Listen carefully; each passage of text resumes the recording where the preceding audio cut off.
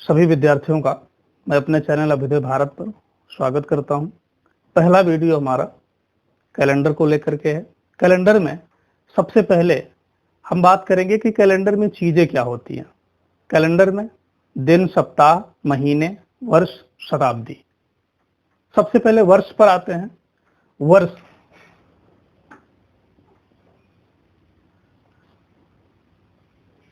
Calendar में वर्ष दो प्रकार के माने गए, 365 दिन का वर्ष और 366 दिन का वर्ष। कैलेंडर में दो तरह के वर्ष होते हैं। कैलेंडर में ये दो प्रकार के वर्ष क्यों बने, या कैलेंडर में 365 दिन या 366 दिन आया कहां से, सबसे पहले हम इसकी चर्चा करते हैं। कैलेंडर में 365 दिन आया है। सूर्य का चक्कर लगाने में हमारी पृथ्वी को 365 दिन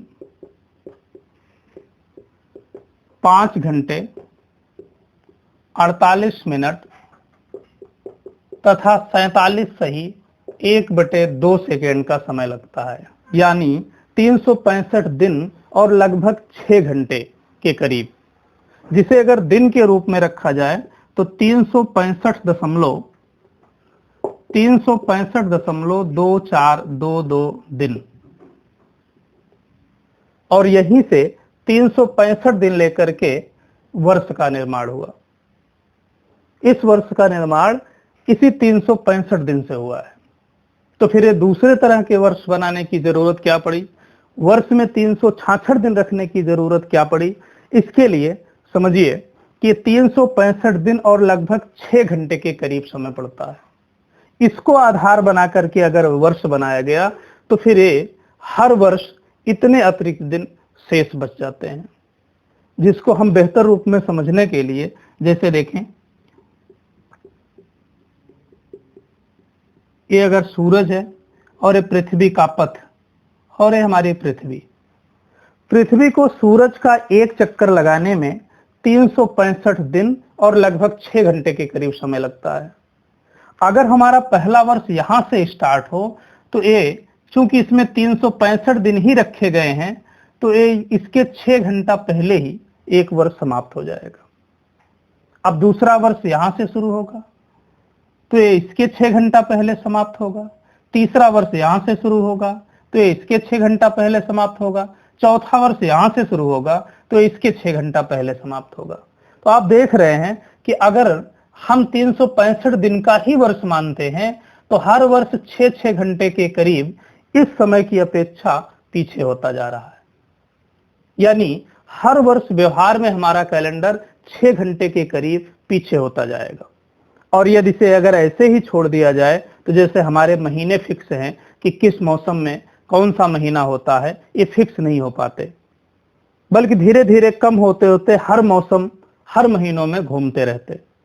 इसको वर्तमान जैसा परिशुद्ध करने के लिए कैलेंडर निर्माताओं ने इसमें एक संशोधन किया कि अगर ये 4 वर्ष में 6-6 घंटे करके 4 वर्ष में कुल 24 घंटे यानी एक दिन के लगभग पीछे हो रहा है, तो क्यों ना चौथा वर्ष यहां समाप्त करने के बजाय इसमें एक दिन अतिरिक्त बढ़ा दिया जाए तो ये यहां समाप्त हो जाए और ये जो समस्या हो रही थी वो क्लियर हो जाए। और यहीं से वर्ष में एक दिन बढ़ाने की प्रवृत्ति शुरू हुई।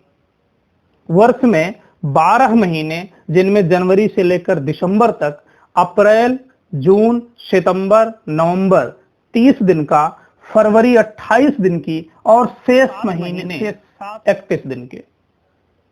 इस तरह टोटल 365 दिन का वर्ष था। फरवरी में 28 दिन थे और एक दिन जो अतिरिक्त बढ़ाया गया वो उसी फरवरी महीने में 28 के बजाय 29 दिन की करके, तो ये 29 दिन का महीना हो गया, वर्ष 366 दिन के हो गए। यानी पहला वर्ष, दूसरा, तीसरा, ये 365 दिन का, और चौथे वर्ष में एक अतिरिक्त दिन फरवरी में बढ़ा करके इसे 366 दिन का। इसे साधारण या सामान्य वर्ष, इसे अधिवर्ष, अंग्रेजी में इसे general year non leap year या इसे लीप ईयर। हमारे यहां सबसे ज्यादा उच्चारण होता है लीप वर्ष। तो लीप वर्ष आए तो हम समझ जाएं कि अधिवर्ष की बात कर रहा है, या अधिवर्ष आए तो हम समझ जाएं कि लीप ईयर की बात कर रहा है।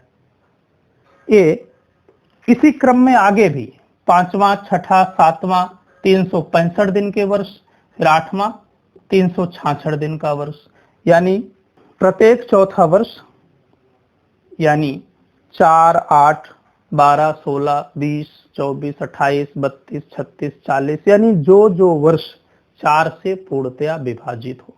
जैसे हमें पता लगाना हुआ कि 98 का वर्ष लीप ईयर है कि नहीं, तो हम सीधे सीधे ये देख लेते हैं कि ये 4 से विभाज्य है कि नहीं।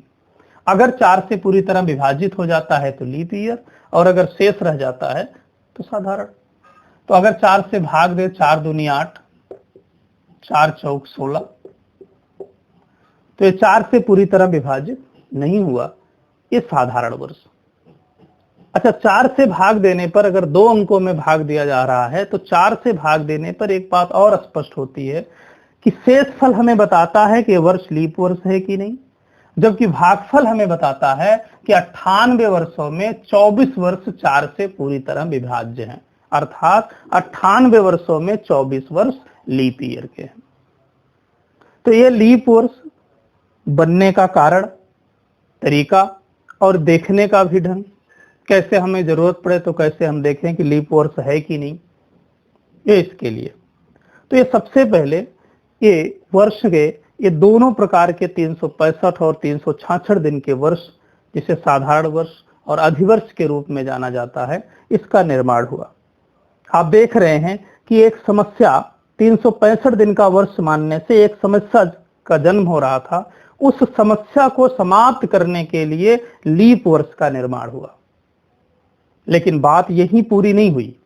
लीप वर्ष के निर्माण होने से एक नई समस्या प्रकट हो गई, और वो समस्या क्या थी कि आप देखें कि अगर 365 दिन का वर्ष बनाया जा रहा था तो हर वर्ष 0.2422 दिन अतिरिक्त समय बच जाता था, जो 6 घंटे के करीब था, जिस समस्या को समाप्त करने के लिए लीप वर्ष का कॉन्सेप्ट बनाया गया। तो यहां पर एक समस्या ये थी जिसके कारण लीप वर्ष का प्रकटीकरण हुआ, और लीप वर्ष के निर्माण से यहां थोड़ी सी समस्या ये आई कि हर वर्ष जब 365 दिन का वर्ष बनाया जाता था तो इतना अतिरिक्त दिन बचता था, यानी 0.2422 दिन। अगर एक वर्ष में इतना अतिरिक्त समय बच जाता है तो 4 वर्ष में 4 का गुणा कर दें तो 4 दूनी 8, 8, 4 चौक 16, 4 दूनी 8, 1 9, 0.9688 दिन 4 वर्ष में इतना अतिरिक्त दिन बच जाता था। लेकिन चौथे वर्ष में कैलेंडर में बढ़ाया गया पूरा 1 दिन। अब 1 दिन बढ़ाया गया तो कैलेंडर पहला वर्ष जहां से शुरू हुआ था एग्जैक्ट उसके बराबर नहीं पहुंचा, बल्कि उससे थोड़ा सा आगे हो गया। क्यों? क्योंकि कम हो रहा था 1 दिन के लगभग, और बढ़ाया गया पूरा 1 दिन। तो अब कितना कम होने लगा? अगर 1 दिन से हम इसे माइनस कर दें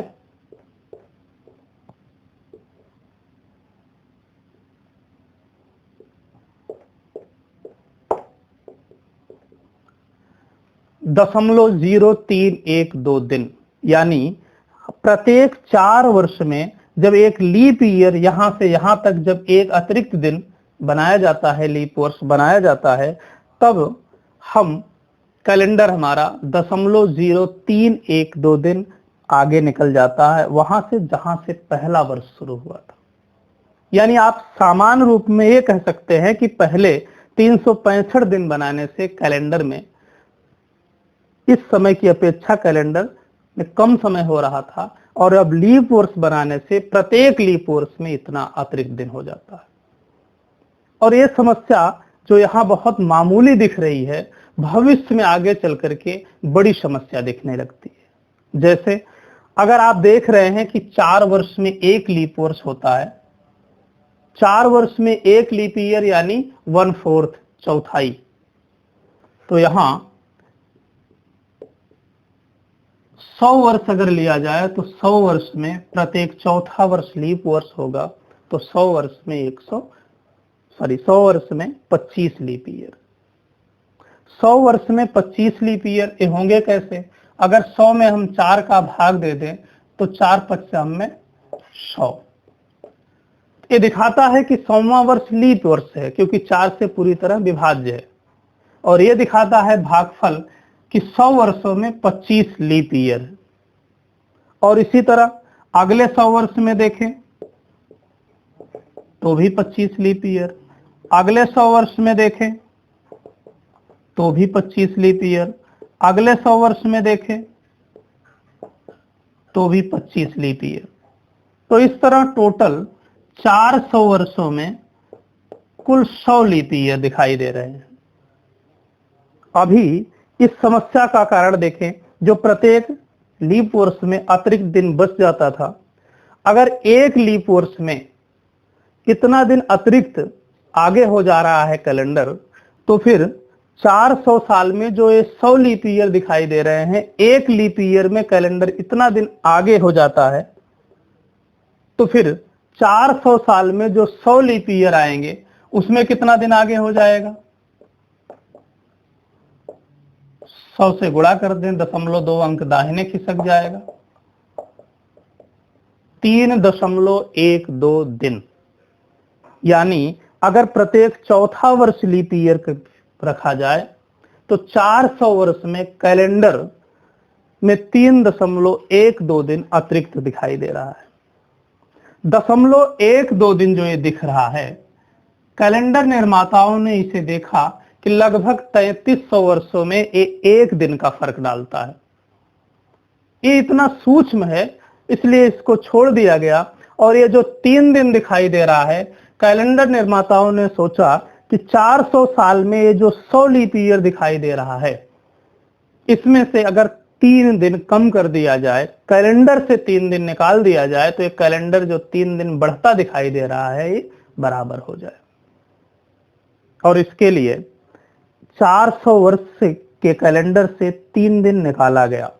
अब प्रश्न उठा कि वो 3 दिन किस तरह निकाला जाए कि पढ़ने, देखने, समझने में बातें क्लियर हो, आसान हो, क्रमिक हो।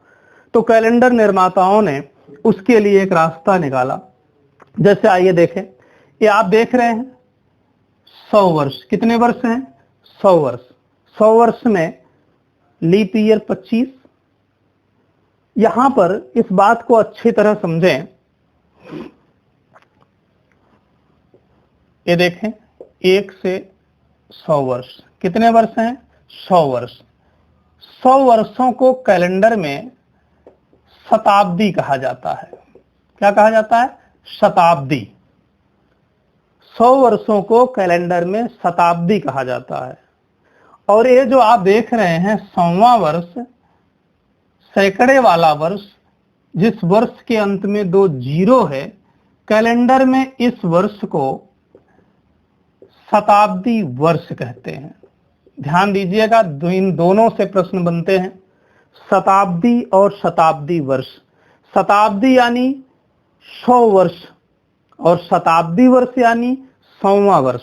वह वर्ष जो सैकड़े पर पड़ता हो, वह वर्ष जिसके अंत में 2 जीरो हो।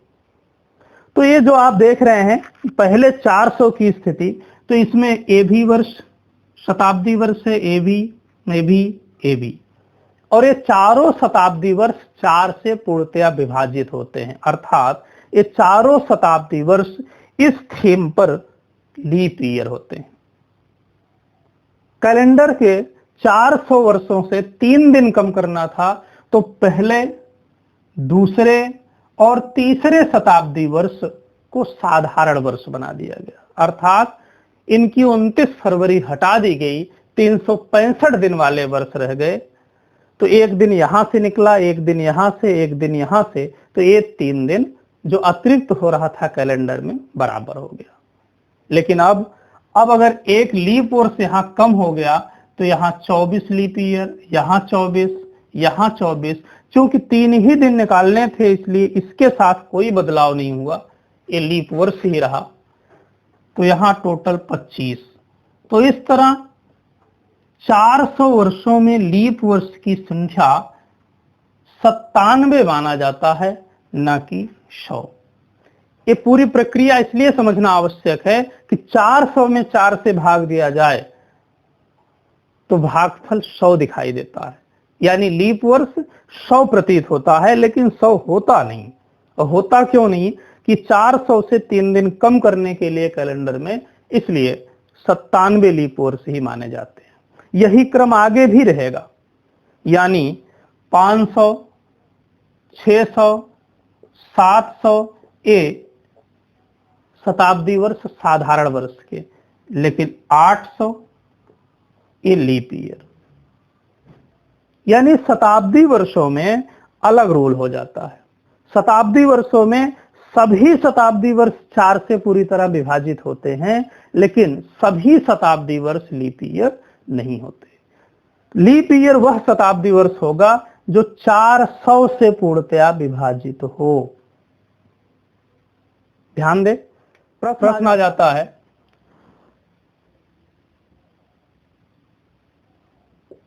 1994,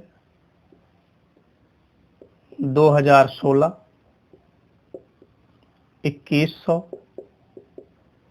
1500 में कौन सा वर्ष लीप ईयर है। तो ध्यान ये देना है कि अगर शताब्दी वर्ष हो तो उसे हम 4 से नहीं बल्कि 400 से भाग देंगे, और अन्य कोई वर्ष है तो 4 से। विभाज्यता देखने के लिए आप चाहे चारों में 4 से भाग दें, चाहे अंतिम 2 अंक में, आपका जवाब एक जैसा रहेगा। अगर अब 4 से इसे भाग दिया जाए तो ये पूरी तरह विभाजित होगा नहीं। 2016 विभाजित होगा। 2100 में 400 से भाग दिया जाए तो पूरी तरह विभाजित होगा नहीं। 1500 में 400 से भाग दिया जाए पूरी तरह विभाजित होगा नहीं। तो फिर इन चारों में 2016 का वर्ष लीप ईयर है। और अगर आपसे चूक हुई, आपको केवल यही नियम पता है कि जो 4 से विभाज्य हो वह लीप ईयर, तो फिर आप इन चारों में 4 से भाग देंगे तो आप देखेंगे कि ये भी विभाजित होगा, ये भी, ये नहीं। कभी कभी ऐसी स्थिति में आप ये सोचते हैं कि ये क्वेश्चन गलत लगता है, क्योंकि आपकी नजर में तो 3 लीप ईयर दिखाई दे रहे हैं। तो आपको लगता है कि कौन सा वर्ष लीप ईयर है के बजाय ये पूछना चाह रहा है कौन सा वर्ष लीप ईयर नहीं है, क्योंकि आपकी नजर में ये नहीं दिखाई दे रहा। तो ये ध्यान दे, लीप वर्ष निकालने के 2 तरीके हैं। प्रत्येक वर्ष 4 से जो पूरी तरह विभाज्य होगा और लीप ईयर है, लेकिन यह नियम शताब्दी वर्ष के साथ लागू नहीं होगा।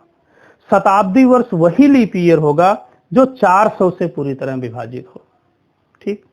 और अब हम बात करते हैं कैलेंडर में एक छोटे से सिस्टम पर, जिससे बहुत कम समय में आदि से अंत, जब से कैलेंडर शुरू हुआ और जब तक बिना बदलाव के चलता रहे, आप कहीं का कोई भी दिन निकाल सकते हैं। ठीक। देखिए चीजें, इसे क्रम से पहले हम समझते हैं। सबसे पहले देखें, लीप वर्ष में ये सभी महीनों का क्रमिक रूप से कोड लिखा दिखाई दे रहा है। महीने के कोड हैं, जैसे जनवरी, फरवरी, मार्च, अप्रैल, मई, जून, जुलाई, अगस्त, सितंबर, अक्टूबर, नवंबर, दिसंबर। हर महीने का एक अलग अलग मानक, एक कोड। साधारण वर्ष में जनवरी और फरवरी का कोड क्रमशः एक एक बढ़ जाता है। जैसे यहां जनवरी का 5 है, लीप वर्ष में 6। लीप वर्ष में फरवरी का 1, साधारण वर्ष में 2। बाकी शेष महीनों में कोई भी अंतर नहीं है, दोनों के कोड एक जैसे हैं। और एक सप्ताह के दिनों का कोड, सोमवार पहला, फिर क्रमिक रूप से दूसरा, तीसरा, चौथा, पांचवा, छठा, सातवां। रविवार 7वां दिन होगा सप्ताह का, और यहां आप लिख करके 0 लिखा गया है। कैलेंडर में इस 0 डेज का क्या मतलब है, इसको समझने के लिए सबसे पहले हम ये समझ लें कि कैलेंडर में ये अतिरिक्त दिन शेष दिन, ऑड डेज का प्रावधान क्या है? अतिरिक्त दिन कैलेंडर में ये आप देख रहे हैं, सप्ताह में ये 7 दिन होते हैं और 7 दिन क्रमिक रूप से साइकिल वाइज चलते रहते हैं। जैसे अगर सोमवार यहाँ है तो रविवार के बाद भी सोमवार आ जाता है। अगर इस दिन को हम काउंटेबल बनाएं तो 7वां दिन अगर रविवार होगा तो फिर 8वां दिन सोमवार हो जाता है। अब इस 8वें दिन को सोमवार हम यहाँ अतिरिक्त दिन, जैसे अगर हमें 8वां दिन पता करना है तो हम इसमें टोटल सप्ताह में 7 दिन होते हैं तो 7 से भाग दे दें। ये बताता है कि 8 दिन में एक सप्ताह प्लस 1 दिन।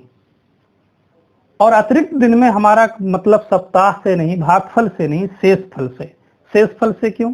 ये शेषफल ये दिखाता है कि जो 8वां दिन होता है वह पहला दिन भी होता है।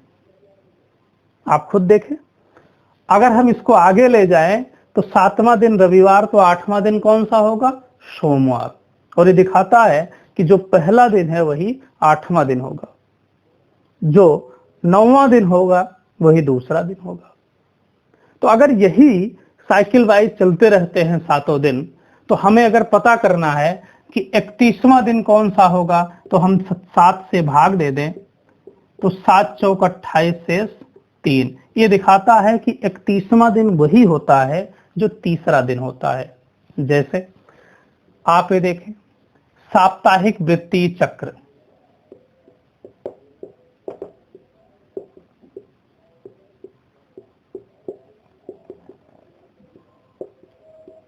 अगर मान ले किसी महीने का पहला दिन शुक्रवार है तो ये दिखाता है 4 सप्ताह। 4 सप्ताह का मतलब शुक्रवार से चलेंगे तो पहला सप्ताह यहां कंप्लीट होगा, क्योंकि सप्ताह में 7 दिन होते हैं।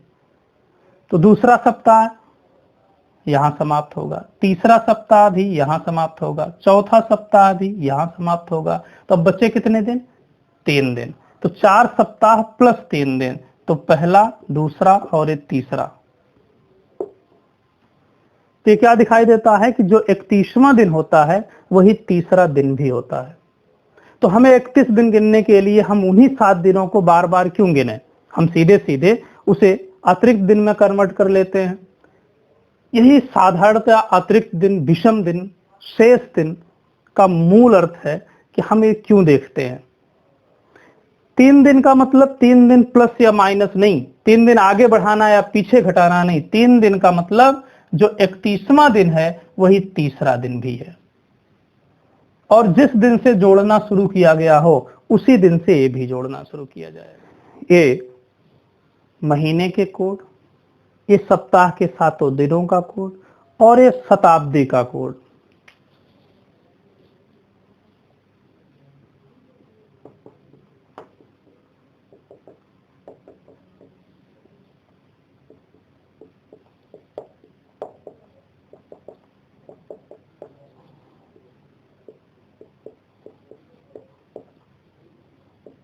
ये शताब्दी कोड। शताब्दी कोड का सेंस क्या? अगर हमारा प्रश्न 2000 से 2099 तक के बीच आता है तो हम जो जवाब आएगा उसमें 0 ऐड करेंगे, यानी कुछ नहीं। अगर 1900 से 1999 तक के बीच पड़ता है तो जवाब में +1 ऐड होगा। 1800 से 1899 तक के बीच होता +3। 1700 से 1799 तक के बीच होगा +5। ये आपके सामने 400 वर्ष का कैलेंडर है, और यही 400 वर्ष का कैलेंडर आदि से अंत का भी हो जाता है। जैसे अगर हमें 2100 से 2199 तक में पता करना है तो कैलेंडर में प्रत्येक 400 वर्ष के अंतराल पर वही शताब्दी रिपीट हो जाती है। यानी अब यहां पर +5, फिर 2200 से 2299 में +3, 2300 से 2399 में +1, 2400 से 2499 में +0, और इसके 1700 के पहले जाना हो 1600 से 1699 में +0, उससे पहले जाना हो 1500 से 1599 में +1, 1400 से 1499 में +3, 1300 से 1399 में +5। यानी ये आदि से अंत, ये 400 वर्ष का कैलेंडर ही नहीं, वास्तव में आदि से अंत का कैलेंडर है। अब इसके सिस्टम को देखें। जैसे अगर हमें पता करना हो कि 25 मार्च 1992 को कौन सा दिन था, तो सबसे पहले इसको क्रम से देखें, खूब अच्छी तरह समझें, और इफ आप देखेंगे कि शुरू करने में भले वक्त लगे, लेकिन जब आप पूरी तरह सीख लेंगे तो थोड़ा सा गुणा भाग करना मन में अगर आप जानते हैं तो प्रश्न देखकर बता सकते हैं कि दिन कौन सा होगा। समय आप पर निर्भर करता है। अब इससे कम समय क्या हो सकता है? तो सबसे पहले देखें हम इसमें करते क्या है, सबसे पहले वर्ष का अंतिम 2 अंक लेंगे, जो भी हो। जैसे यहां अंतिम 2 अंक 92। अगर यहां पर 1900 होता तो 0 होते, तो हम 2 0 ही लेंगे। तो अंतिम 2 अंक 92। फिर पता करेंगे कि इस 92 वर्ष में कितने लीप ईयर आए। यह जानने के लिए 92 में 4 से भाग देंगे, तो 4 दूनी 8, 4 तिया 12। कितने लीप ईयर आए? 23। इसको इसके नीचे रखेंगे। फिर यहां आएंगे, तीसरा महीना, तीसरे महीने का कोड क्या है? याद रखना, कोड सिर्फ जनवरी और फरवरी में दोनों में अलग अलग होगा। मार्च से दिसंबर तक दोनों में कोड एक जैसा। तो यहां कोड मार्च का, जनवरी फरवरी मार्च, मार्च में कोड तो यहां रख लेंगे, और जो तारीख दी गई हो उसे रख लें। इस 4 स्टेप शुरू में हमेशा सबसे पहले वर्ष का अंतिम 2 अंक, फिर दूसरा स्टेप इन्हीं 2 अंकों में लीप वर्ष की संख्या, तीसरा स्टेप महीने का कोड चार्ट से, चौथा दी गई तारीख।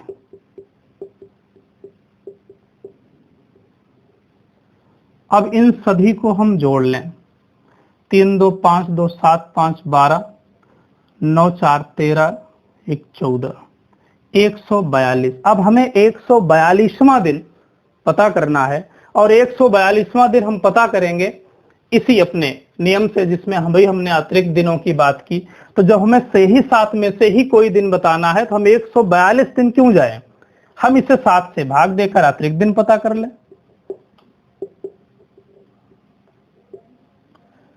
ये कहना चाहता है कि जो 142वां दिन होगा वही दूसरा दिन होगा। तो हम 142 क्यों गिने, हम सीधे सीधे दूसरा दिन ले लें। और विशेष बात ध्यान रखना, सभी विद्यार्थियों इस बात पर फोकस करना कि इस नियम का इस सबसे बड़ा कारण, सबसे छोटा बनाने का कारण कि यहां से यहां तक जो अभी तक हमने क्रिया देखी है, ये आज से लेकर अंत तक कहीं का भी प्रश्न हो, किसी भी शताब्दी का हो, कोई भी वर्ष हो, हमेशा ये 4 क्रिया हमेशा एक जैसे करने हैं। सावधान 22 पसेरे वाले अंदाज में, हमें कहीं कोई बदलाव करना ही नहीं है। इस नियम की सबसे बड़ी विशेषता यही है। यहां पर ये 4 स्टेप जो आप देख रहे हैं, इसमें कहीं कोई बदलाव नहीं होना है यहां तक। और जब यहां पहुंच जाएंगे तो दूसरा दिन जवाब देने से पहले हम शताब्दी के कोड को ध्यान रखेंगे। हम 5वां स्टेप शताब्दी का कोड यही रख सकते थे, लेकिन यहां इसलिए आपको बता रहे हैं कि इस यहां तक में कोई बदलाव नहीं होगा। बदलाव केवल शताब्दी के कोड में होता है, वो भी 4 में से ही कोई एक। 5वां कोड कभी भी यहां नहीं लगाया जा सकता, कोई किसी भी रास्ते से नहीं। तो हम ये देखेंगे कि ये कौन सा कोड लगेगा। तो हम ये देखेंगे कि ये वर्ष कहां का है, 1992। एक किस शताब्दी के अंतर्गत आएगा, 1900 से 1999 तक में। तो इसमें नियम कौन सा है, +1 का। तो जो जवाब दूसरा दिन आया हुआ है उसमें हम वो नियम ऐड कर देंगे, तो 2 1 3, और अंक 3 दिखाता है बुधवार को। तो हम ये कह सकते हैं कि 25 मार्च 1992 को दिन बुधवार था। ये क्रमिक रूप से सीखने के लिए, और अगर आप बेहतर से समझें, सबसे पहले अंतिम 2 अंक जो भी वर्ष हो उसके अंतिम 2 अंक लेना है, फिर इसी अंतिम 2 अंक यानी 92 में कितने लीप ईयर हैं ये पता लगाने हैं। फिर इस महीने का उस चार्ट के अनुसार कोड, और फिर जो तारीख दी गई हो तारीख, इन चारों को जोड़कर अतिरिक्त दिन ज्ञात कर लेना है। इसमें आपको कोई चीज याद रखने की जरूरत है तो सिर्फ महीने का कोड, एक फोन नंबर के जैसा। इसे हमने 3 बार में इसीलिए लिखा है कि आपको याद करने में आसानी हो, याद होने के बाद समझने में भी आसानी हो कि किसके कौन से कोड। सोमवार पहला दिन है, बाकी क्रमिक रूप से इसे याद करने की जरूरत नहीं। और ये शताब्दी का कोड वर्तमान में 2000 से 2099 जो वर्तमान है चल रहा है, इसमें 0, इसके 100 साल पहले 1, उसके 100 साल पहले 3, उसके 100 साल पहले 5, क्रमागत विषम संख्या। तो ये 2-3 प्रश्नों में ही जुबान पर चढ़ जाएंगे। आपको अगर याद रखना है वास्तव में तो केवल है, बहुत सारे फोन नंबर आप 10 अंक के याद रखते हैं, हमारे नियम में सिर्फ आपको एक 12 अंक का एक विशिष्ट नंबर याद रखना है जो आपके लिए कैलेंडर के सभी प्रश्नों को आसान कर देगा। और अब ये चीजें जो आप देख रहे हैं, आपको लगता है कि नहीं प्रोसेस लंबा हो रहा है, लंबा इसलिए हो रहा है क्योंकि आप सीख रहे हो और इस बहुत शार्ट हो सकता है। कारण इन्हीं 4 चीजों को हम लेकर के करते क्या है, अतिरिक्त दिन पता करते हैं। तो चाहे आप ऐसे अतिरिक्त दिन पता करें, चाहे यहां पर लीप ईयर से निकाल लें, 4 दूनी 8, 4 तियां 12, 23 लीप ईयर। चूंकि हम अतिरिक्त दिन ज्ञात करने के लिए 7 से ही भाग देते हैं, तो फिर ये अंतिम 2 अंक लीप ईयर, महीने का कोड मार्च का 2 और 25 तारीख। अब ये चाहे आप ये चारों चीजें जोड़ करके अतिरिक्त दिन पता करें, चाहे आप यही अतिरिक्त दिन पता कर लें, 7 1 के 7, 22 7 3 21 शेष 1, 23 7 3 21 शेष 2, 2 यहाँ 25 में 7 3 21 शेष 4, 4 2 6 1 7, ये भी खत्म हो गया, बचा क्या 2। 1900 में कौन सा नियम लगेगा, +1 का, हमारा जवाब आ जाता है। ये आगे अगला क्वेश्चन लेते हैं और अच्छी तरह आप समझें।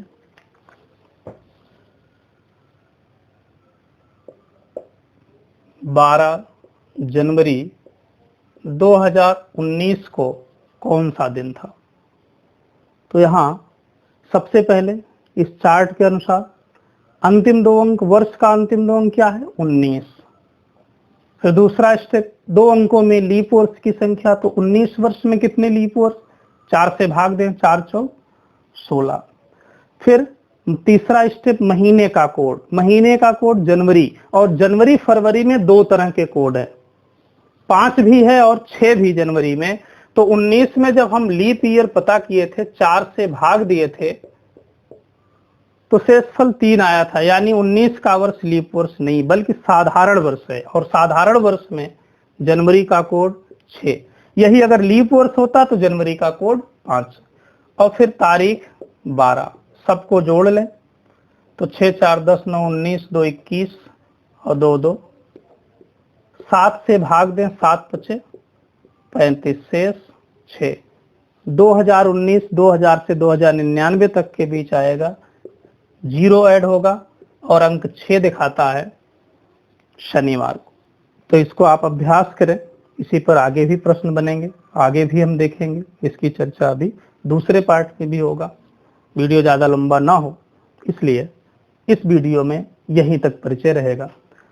अगले वीडियो में हम इसे और बेहतर डिफाइन करेंगे, या इनसे बनने वाले किन किन क्वेश्चनों को समझा जा सकता है और कौन कौन से टाइप लेने हैं, ये अगले पार्ट में बात होगी। तब तक के लिए इसको आप खूब अच्छी तरह समझें, देखें और अपने चैनल को सब्सक्राइब करें, लाइक करें, शेयर करें। इससे हमें भी प्रोत्साहन मिलता रहेगा और बेहतर करने के लिए हम और इसे देखते हैं। ठीक है भाई, धन्यवाद।